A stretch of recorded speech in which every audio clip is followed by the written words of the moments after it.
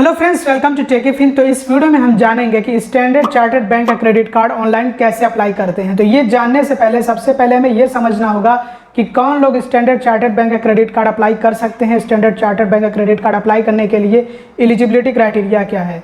तो standard Chartered bank का credit card apply करने के लिए उम्र कम से कम 21 साल होनी चाहिए और ज़्यादा से ज़्यादा 65 साल होनी चाहिए। मतलब जो एज ब्रैकेट है वो मिनिमम 21 ईयर्स से 65 ईयर्स का है। इसके अलावा स्टेबल मंथली इनकम होनी चाहिए है और ऐसी सिटीज़ या फिर लोकेशन से होना भी ज़रूरी है जहां पे standard Chartered bank credit cards issue करता हो। अदरवाइज़ अगर आप ऐसे लोकेशन से है जहां पे स्टैंडर्ड चार्टर्ड बैंक के क्रेडिट कार्ड की सर्विसेज अवेलेबल नहीं है, मतलब कि Standard Chartered bank credit card issue नहीं करता है, तो बाकी आप सारे क्राइटेरिया पूरे करते हो लेकिन आपको क्रेडिट कार्ड नहीं मिल पाएगा। तो अब आइए सीधे प्रोसेस की तरफ बढ़ते हैं और समझते हैं कि कैसे हम ऑनलाइन स्टैंडर्ड चार्टर्ड बैंक का क्रेडिट कार्ड अप्लाई कर सकते हैं। तो स्टैंडर्ड चार्टर्ड बैंक का क्रेडिट कार्ड ऑनलाइन अप्लाई करने के लिए आपको डिस्क्रिप्शन और पिन्ड कमेंट में लिंक दिया हुआ है। जब आप उस लिंक पर टैप करेंगे, क्लिक करेंगे तो आप इस पेज पर विजिट कर जाएंगे। अगर आपके मन में ये सवाल आ रहा हो कि ये तो जेड एप्लीकेशन का लिंक है, हम इसके ज़रिए से क्यों क्रेडिट कार्ड अप्लाई करें, तो यहाँ पे आप पढ़िए check your eligibility for Standard Chartered bank credit card. अगर आप इसके ज़रिए से अपना स्टैंडर्ड चार्टर्ड बैंक का क्रेडिट कार्ड अप्लाई करेंगे तो आपको पहले ही पता चल जाएगा कि आप एलिजिबल हैं या फिर नहीं, और एलिजिबल नहीं होंगे तो आप क्रेडिट कार्ड अप्लाई नहीं कर सकेंगे। तो इस तरह से आप क्रेडिट कार्ड एप्लीकेशन रिजेक्शन से बच जाएंगे। और अगर आप एलिजिबल होंगे और अप्लाई करेंगे तो आपके क्रेडिट कार्ड मिलने के चांसेस काफ़ी ज़्यादा होंगे। तो इसलिए मैंने आपको इस एप्लीकेशन का लिंक दिया है। वैसे आपको मैं बता दूं कि मैं भी इसके ज़रिए से क्रेडिट कार्ड अप्लाई करता हूं और मैंने इसके ज़रिए से क्रेडिट कार्ड अप्लाई किया है और मुझे मिला भी, अप्रूव भी हुआ बैंक ऑफ बड़ौदा का क्रेडिट कार्ड। अगर आप कभी को कहेंगे तो मैं आपको जो उसका एक प्रूफ भी दे दूँगा ताकि आपके मन में कोई शंका ना रहे। काफ़ी सारे लोगों को इसके ज़रिए से क्रेडिट कार्ड मिलते रहते हैं, मैं अपडेट भी देता रहता हूँ यूट्यूब के कम्युनिटी पोस्ट पर। तो अब आइए सीधे मुद्दे की बात करते हैं। यहाँ पे आपको अपना फुल नेम एंटर करना है जो आपके आधार कार्ड पे है, और यहाँ पे आपको अपना मोबाइल फ़ोन नंबर एंटर करना है और उसके बाद आपको कंटिन्यू पे टाइप करके आगे प्रोसेस बढ़ाना है। तो आइए हम कंटिन्यू पे टाइप करके आगे के प्रोसेस को कंप्लीट करते हैं। तो जैसे ही आप अपनी कुछ डिटेल्स वगैरह एंटर करेंगे तो आपको यहाँ पर ऑप्शन मिलने लग जाएगा स्टैंडर्ड चार्टर्ड क्रेडिट कार्ड। तो यहाँ पर आप इसके बेनिफिट्स वगैरह चेक कर सकते हैं, क्रेडिट कार्ड के बेनिफिट्स, और जो डॉक्यूमेंट्स रिक्वायर्ड होंगे उनके बारे में यहाँ पे बताया जाएगा, जैसे पैन कार्ड, आधार कार्ड, सैलरी स्लिप्स। वो तो आखिर में आपको पता चलेगा जब जो आपका एप्लीकेशन एक तरह से सबमिट होने को रहेगा, तब आपको पता चलेगा, या फिर सबमिट होने के बाद में बैंक आपसे क्या डॉक्यूमेंट्स वगैरह मांगता है वो बाद में पता चलेगा। तो अभी यहाँ पे आपको जो डॉक्यूमेंट्स रिक्वायर्ड दिखाए जा रहे होंगे, आप ये समझ लीजिए कि पैन कार्ड और आधार कार्ड यहाँ पे ज़रूरी है, और उसके बाद आगे का प्रोसेस हम समझते हैं। तो आपको अप्लाई नाउ पे इस तरह से टाइप कर देना है। अब ये आपके लिए एक नया लिंक जनरेट हो जाता है जिसको आप अपने व्हाट्सएप पे शेयर कर सकते हैं, शेयर वाया व्हाट्सएप, इस तरह से इस पर टाइप कर देना है। अब इसके बाद जो लिंक जनरेट होता है जिसको आप व्हाट्सएप पे शेयर करते हैं उसी पे आपको एक तरह से टाइप करना होता है, और जब आप उस पर टाइप करेंगे तो आप इस पेज पर विजिट कर जाएंगे। मतलब कि आप एक तरह से स्टैंडर्ड चार्टर्ड बैंक के क्रेडिट कार्ड के पेज पर विजिट कर जाएंगे।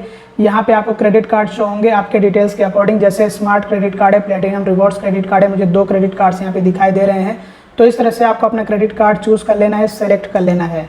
अब इसके बाद आपसे पूछा जा रहा है कि क्या आपके पास पहले से मतलब मौजूदा कोई स्टैंडर्ड चार्टर्ड बैंक का क्रेडिट कार्ड है। अगर है तो यस कर दीजिएगा, नहीं है तो आपको नो पे इस तरह से जो है टाइप कर लेना है, नो चूज़ कर लेना है। अब इसके बाद आपसे पूछा जा रहा है are you an existing SCB customer, मतलब अगर आप एग्जिस्टिंग स्टैंडर्ड चार्टर्ड बैंक के कस्टमर हैं तो यहाँ पे आपको यस चूज़ करना है, नहीं है तो नो चूज़ करना है। अब इसके बाद आपको यहाँ पे अपना टाइटल चूज़ करना है, mister, Mrs, miss, professor, doctor, इस तरह से आपको अपना टाइटल चूज़ कर लेना है। अब इसके बाद यहाँ पे आपको अपना जेंडर चूज़ करना है, मेल, फीमेल, अदर्स। तो इस तरह से आप जेंडर चूज़ कर लेंगे, और यहाँ पे डेट ऑफ बर्थ, यहाँ पे ईमेल आपको चूज़ करना है, और यहाँ पे आपका मोबाइल नंबर ऑलरेडी रहता है, और नीचे आपको अपना पूरा एड्रेस फिल करना होता है। तो एड्रेस फिल कर लेने के बाद आपको यहाँ पे रेजिडेंस टाइप चूज़ करना है कि जहाँ पे आप रह रहे हैं वो किस टाइप का आपका रेजिडेंस है, जैसे कि आपका खुद का घर है या फिर आप रिलेटिव्स या फिर पेरेंट्स के साथ में रह रहे हैं या फिर रेंटेड है, मतलब किराए पे लिया हुआ। तो इस तरह से आपको ऑप्शंस मिलते हैं, आप चूज़ कर लीजिएगा जो भी आपका रेजिडेंस टाइप हो। तो यहाँ पे आपको जो एड्रेस फिल करना होता है, अपने एड्रेस की डिटेल्स देनी होती है। आपका परमानेंट एड्रेस होता है, तो आप अपने परमानेंट एड्रेस की डिटेल्स पहले फिल करेंगे और यहाँ पे रेजिडेंस टाइप चूज़ कर लेंगे। अब नीचे ही आपका करंट एड्रेस होता है, आप अपने करंट एड्रेस की डिटेल्स यहाँ पे नीचे फिल करेंगे। तो अगर आपका परमानेंट एड्रेस, मतलब जो आपने ऊपर एड्रेस फिल किया है, और यहाँ पे ये जो नीचे वाला एड्रेस आप फिल करेंगे, अगर ये दोनों सेम है तो आपको ये वाला ऑप्शन चूज़ कर लेना है, permanent address same as residence address. तो इस तरह से आपको चूज़ कर लेना है। और अगर अलग अलग है तो आपको यहाँ पे भी एड्रेस एंटर करना होगा, अलग एड्रेस है तो अलग एड्रेस यहाँ पे आपको एंटर करना ही है। तो ये सारी डिटेल्स फिल कर लेने के बाद आपको कंटिन्यू पे टाइप कर देना होता है। और आइए हम आपको आगे का प्रोसेस दिखाते हैं।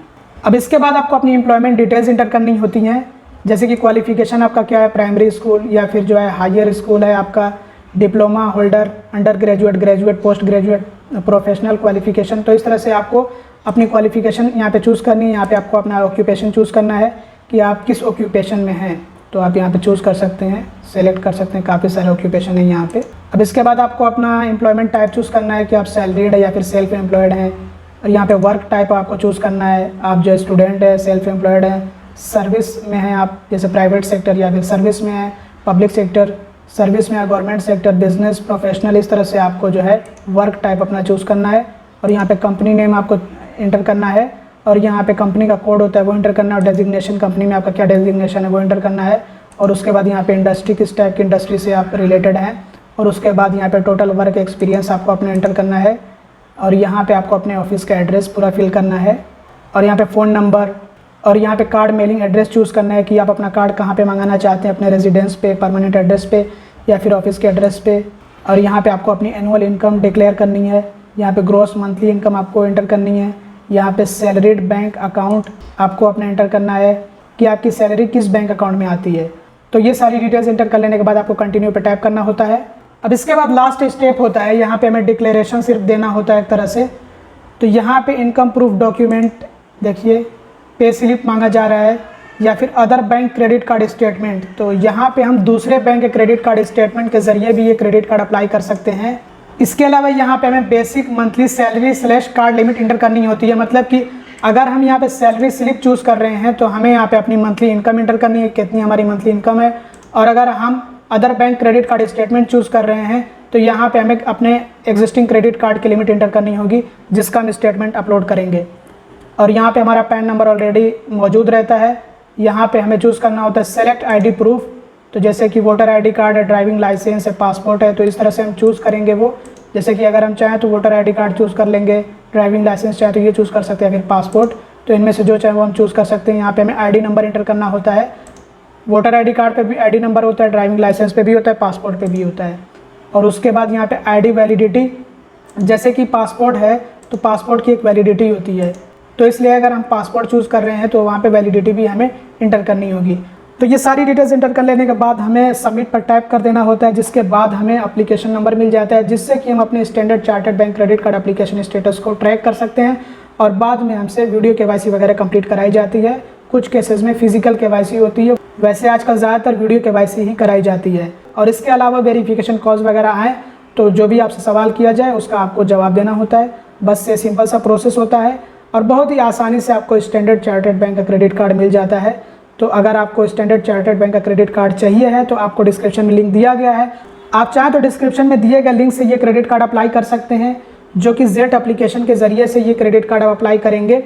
तो इससे फ़ायदा ये होगा कि बाद में अगर आप मुझसे इंक्वायरी करना चाहें तो मैं भी आपको बता सकता हूं कि आपके क्रेडिट कार्ड का एप्लीकेशन स्टेटस क्या है, और अगर वो आपका अंडर प्रोसेस रहता है बहुत दिनों तक तो आप मुझसे सवाल कर सकते हैं, मैं आपको पता करके बताऊंगा कि क्यों अंडर प्रोसेस है, या फिर रिजेक्ट होता है तो भी मैं कंपनी से पता करके बता सकता हूं।